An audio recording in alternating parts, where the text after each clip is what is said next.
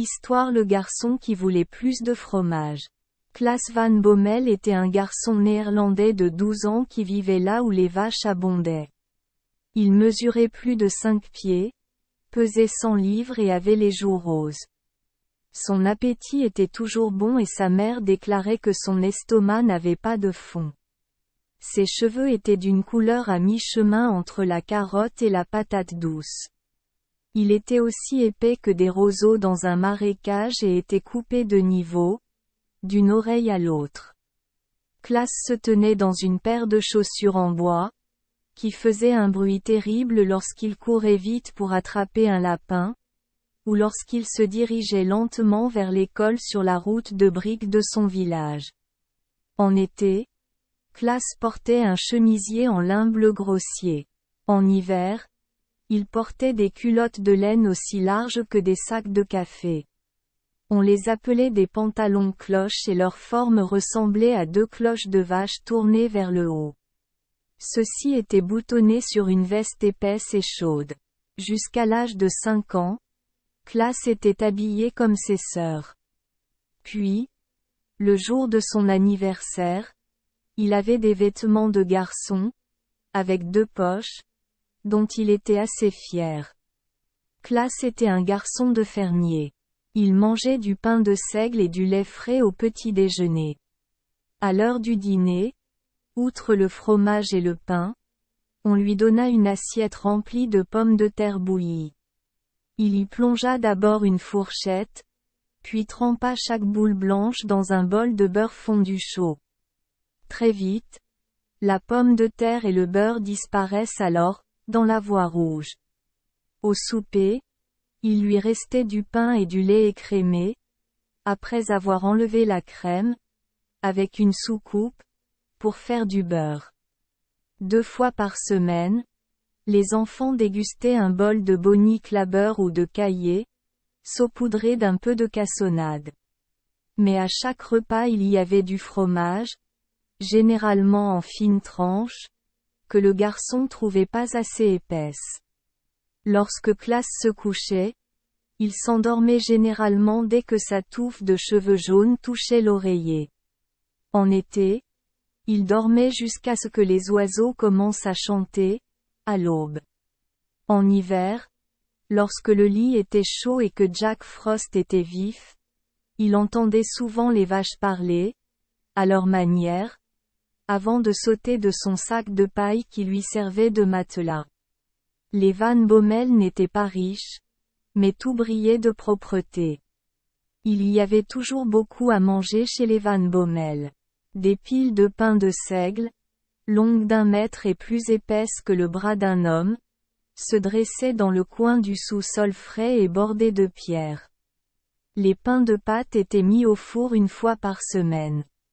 L'heure de la pâtisserie était un grand événement chez les Van Bommel et aucun homme n'était autorisé à entrer dans la cuisine ce jour-là, à moins qu'il ne soit appelé pour aider.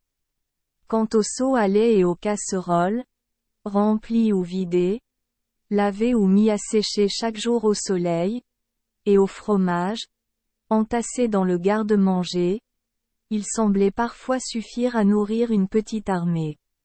Mais Klaas voulait toujours plus de fromage. D'un autre côté, c'était un bon garçon, obéissant à la maison, toujours prêt à travailler à la ferme et appliqué à l'école.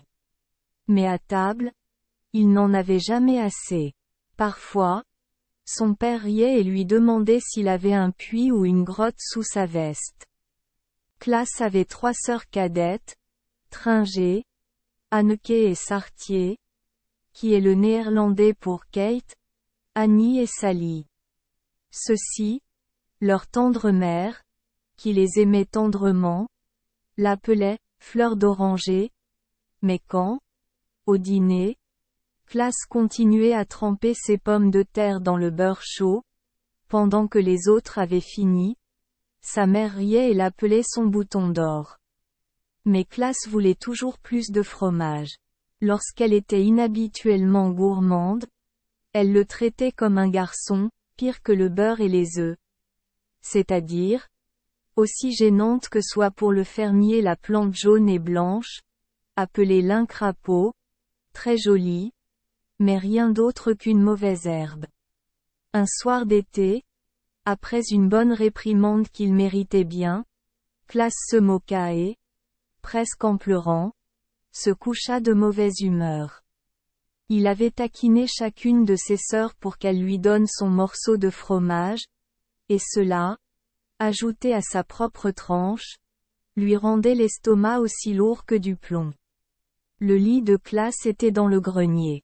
Lors de la construction de la maison, une des tuiles rouges du toit avait été retirée et une autre, en verre, avait été mise à la place. Le matin, cela a donné au garçon de la lumière pour mettre ses vêtements. La nuit, par beau temps, il alimentait sa chambre en air. Une légère brise soufflait des pinèdes sur la pente sablonneuse, non loin de là.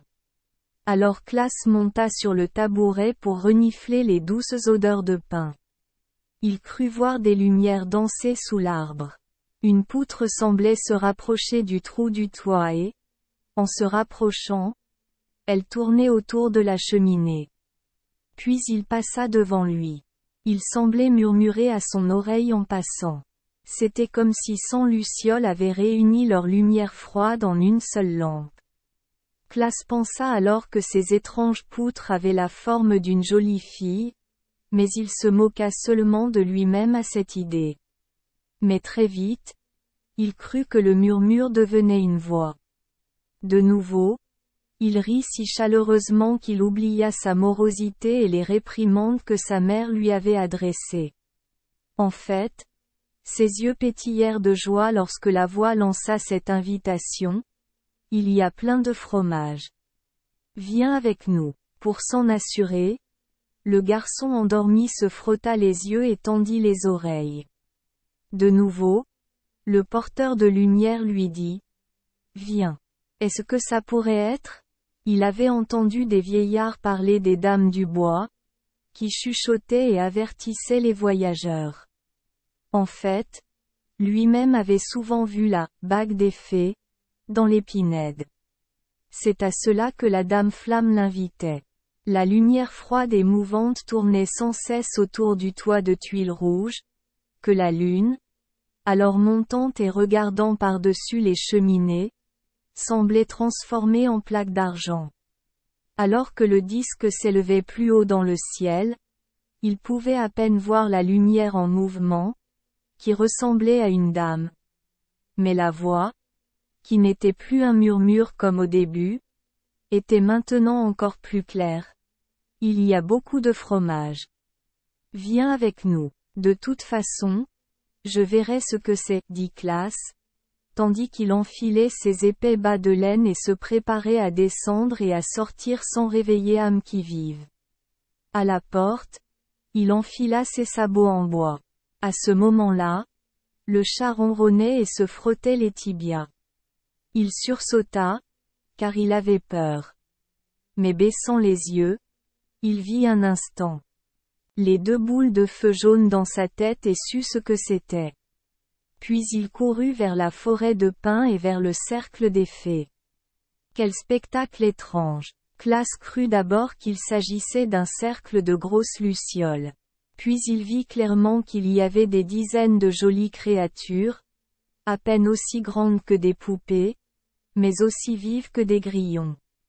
Elles étaient aussi pleines de lumière que si les lampes avaient des ailes. Main dans la main, il voltigeait et dansait autour du rond d'herbe, comme si c'était amusant. À peine Klaas eut-il surmonté sa première surprise, que tout d'un coup il se sentit entouré par les fées. Certains des plus forts d'entre eux avaient quitté le groupe principal du cercle et étaient venus vers lui. Il se sentit tiré par leurs doigts délicats. L'un d'eux, le plus beau de tous, lui murmura à l'oreille. « Viens. Tu dois danser avec nous. » Alors une douzaine de jolies créatures murmurèrent en chœur. « Beaucoup de fromage ici. Beaucoup de fromage ici. Viens. Viens. » Là-dessus, les talons de Klaas semblaient aussi légers qu'une plume. En un instant, Les deux mains jointes dans celles des fées, il dansa de joie. C'était aussi amusant que s'il était au kermiss, avec une rangée de garçons et de filles, main dans la main, se balançant dans les rues, comme le font les servantes et les jeunes Hollandais pendant la semaine du kermiss.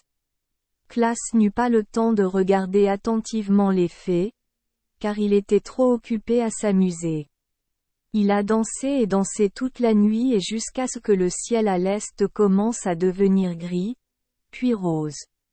Puis il tomba, épuisé et s'endormit. Sa tête reposait sur la courbe intérieure de l'anneau féerique, avec ses pieds au centre. Klaas se sentait très heureux, car il n'avait aucune sensation de fatigue et il ne savait pas qu'il dormait. Il pensait que ses partenaires fées, qui avaient dansé avec lui, l'attendaient désormais pour lui apporter des fromages. Avec un couteau en or, ils les ont tranchés et l'ont nourri de leurs propres mains. Comme c'était bon, il pensait que maintenant il pouvait manger, et qu'il allait manger, tout le fromage dont il avait rêvé toute sa vie. Il n'y avait pas de mère pour le gronder, ni de papa pour lui faire signe du doigt. Comme c'est délicieux. Mais peu à peu, il eut envie d'arrêter de manger et de se reposer un peu. Ses mâchoires étaient fatiguées. Son ventre semblait chargé de boulets de canon. Il avait le souffle coupé. Mais les fées ne le laissèrent pas s'arrêter, car les fées hollandaises ne se lassent jamais. Volant du ciel, du nord, du sud, de l'est et de l'ouest, ils sont venus apporter des fromages. Ils les laissèrent tomber autour de lui, jusqu'à ce que les tas de masse ronde menaçaient d'abord de l'entourer comme avec un mur, puis de le dépasser. Il y avait les boules rouges des dames, les sphères roses et jaunes de Gouda et les boules grises en forme de pain de Leyde. À travers la vue du sable, dans les pinèdes, il a regardé, et oh, horreur! Il y avait les fées les plus grandes et les plus fortes qui roulaient sur les énormes fromages ronds et plats de la frise. N'importe lequel d'entre eux était aussi gros qu'une roue de charrette et pouvait nourrir un régiment. Les fées promenaient les lourds disques comme si elles jouaient avec des cerceaux. Ils criaient de façon hilarante tandis qu'avec un bâton de pain, ils les frappaient. En avant comme des garçons qui jouent. Fromage fermier, fromage d'usine, fromage d'Alkmaar et, pour couronner le tout, fromage du Limbourg, que Klaas n'a jamais pu supporter en raison de sa forte odeur. Bientôt, les gâteaux et les boules furent entassés si haut autour de lui que le garçon, en levant les yeux, se sentit comme une grenouille dans un puits. Il gémit quand il crut que les hauts murs de fromage vacillaient pour lui tomber dessus.